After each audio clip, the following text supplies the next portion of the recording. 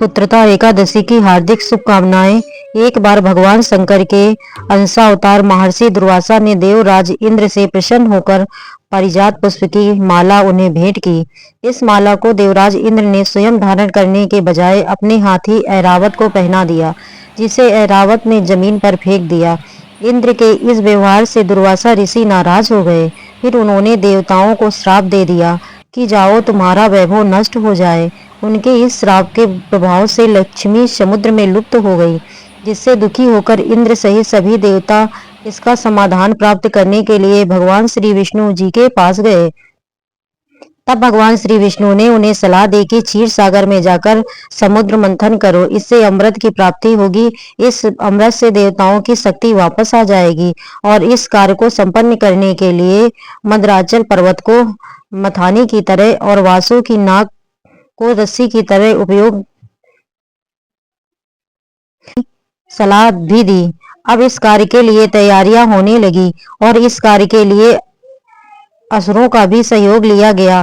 देवताओं ने असुरों को लालच दिया कि इससे प्राप्त अमृत से हम सभी का जीवन अमर हो जाएगा, जिससे लोभ में सहयोग दिया। समुद्र मंथन के क्रम में जब मंदराचल पर्वत को समुद्र में डालकर मथनी की तरह उपयोग में लाया जाने लगा, तब मंदराचल के नीचे कोई आधार न होने के कारण वह समुद्र में डूबने लगा।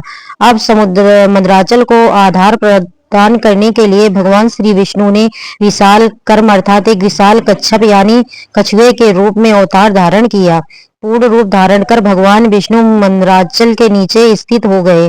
फिर समुद्र मंथन द्वारा और इस समुद्र मंथन से श्री लक्ष्मी और अमृत सहित 14 अन्य रत्नों की भी प्राप्ति हुई, जिससे देवताओं का वैभव पहले की तरह स्थापित हो गया। भगवान विष्णु द्वारा कच्छप अवतार धारण करने के उपलक्ष्य में ही लोक में एकादशी के उपवास की परंपरा प्रचलित हुई। और ऐसा भी कहा जाता है कि जिस समय भगवान विष्णु ने कच्छप का रूप धारण किया था और उनकी पीठ पर मंदराचल पर्वत मथनी की तरह घूम रहा था, उस समय मंदराचल की चट्टानों की नोक से पीठ के खुजाए जाने के कारण भगवान को अच्छा लगने लगा।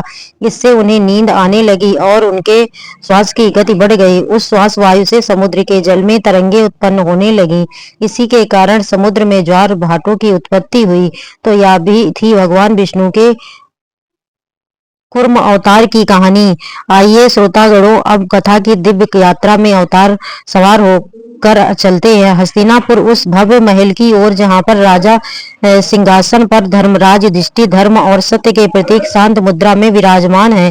चारों ओर स्वर्ण स्तंभों से राजा का दरबार दीपों की मृदुल ज्योति से अलौकिक है। गंधर्व का मधुर संगीत वातावरण को और पवित्र बना रहा है। इसी अलौकिक महल में भगवान श्री कृष्ण अपनी दिव्य आभा के साथ प्रकट होते हैं। उनकी कृपा से सजी यह सभा अब पूर्ण फलदायक कथा श्रवण के लिए तैयार है। पुत्रदा एकादशी की कथा का प्रवाह अब आरंभ होता है। धर्मराज युधिष्ठिर भगवान श्री कृष्ण से बोले, श्री कृष्ण, आपने शुभ कार्य सफला एकादशी का वर्णन किया, अब कृपा करके शुक्ल पक्ष की एकादशी का महत्व भी बताइए। बताता हूँ, सुनो महाराज। संसार के हित की इच्छा से अब मैं इसका वर्णन करता हूँ। राजा, अन्य एकादशी व्रतों की विधि से ही यत्न पूर्वक इसका व्रत करना चाहिए। इसका नाम पुत्रदा है और यह सब पापों को हरने वाली उत्तम तिथि है। समस्त कामनाओं की सिद्धियों को प्रदान करने वाली है। भगवान नारायण इस तिथि के अधिदेवता हैं। चराचर प्राणियों सहित समस्त त्रिलोकी में इससे बढ़कर दूसरी कोई तिथि नहीं है। पूर्व समय की बात है, भद्रावतीपुरी में राजा सुकेतु नाम राज्य करते थे। उनकी रानी का नाम चंपा था। राजा को बहुत समय तक कोई वंशधर पुत्र नहीं प्राप्त हुआ, इसीलिए दोनों पति पत्नी सदा चिंता और शोक में डूबे रहते थे। राजा के पितर उनके दिए हुए जल को सुवास के गर्म करके पीते थे। राजा के बाद कोई ऐसा नहीं दिखाई देता जो हम लोगों को तर्पण करेगा, यह सोचकर पितर भी दुखी रहते थे। एक दिन राजा घोड़े पर सवार होकर घने वन को चले गए। पुरोहित आदि किसी को भी इस बात का कुछ पता ही नहीं था। मृग और पक्षियों से सेवित उस सघन वन में राजा भ्रमण करने लगे। मार्ग में कहीं सियार की बोली सुनाई पड़ी थी तो कहीं उल्लू की, जहाँ रीछ और मृग भी दिखाई दे रहे थे। इस तरह घूम घूम कर राजा वन की शोभा को देख रहे थे। इतने ही में दोपहर हो गई। राजा को भूख प्यास सताने लगी। अब वे जल की खोज में इधर उधर दौड़ने लगे। किसी पुण्य के प्रभाव से उन्हें एक उत्तम सरोवर दिखाई दिया, जिसके समीप मुनियों के बहुत से आश्रम थे और सौभाग्यशाली ने उन आश्रमों की ओर देखा। उस समय शुभ की सूचना देने वाले शकुन होने लगे। राजा का दाहिना नेत्र और दाहिना हाथ फड़कने लगा कि उत्तम फल की सूचना दे रहा था। सरोवर के तट पर बहुत से मुनि वेद पाठ कर रहे थे। उन्हें देखकर राजा को बड़ी प्रसन्नता हुई और वे घोड़े से उतरकर मुनियों के सामने खड़े हो गए। फिर अलग अलग उन सबकी वंदना करने लगे। वे मुनि तप व्रत का पालन करने वाले थे। तब मुनि बोले, राजन, हम लोग तुम पर प्रसन्न हैं। राजा बोले, आप लोग कौन हैं और आपके नाम क्या हैं और आप लोग किस लिए यहाँ एकत्रित हुए, यह सब सच सच बताइए। तब मुनि बोले, राजन, हम लोग विष्णुदेव हैं, यह स्नान करने के लिए आए। माघ निकट आया है। आज से 5वें दिन माघ का स्नान आरंभ हो जाएगा और आज ही पुत्रदा नाम की एकादशी है, जो व्रत करने वाले मनुष्यों को पुत्र देती है।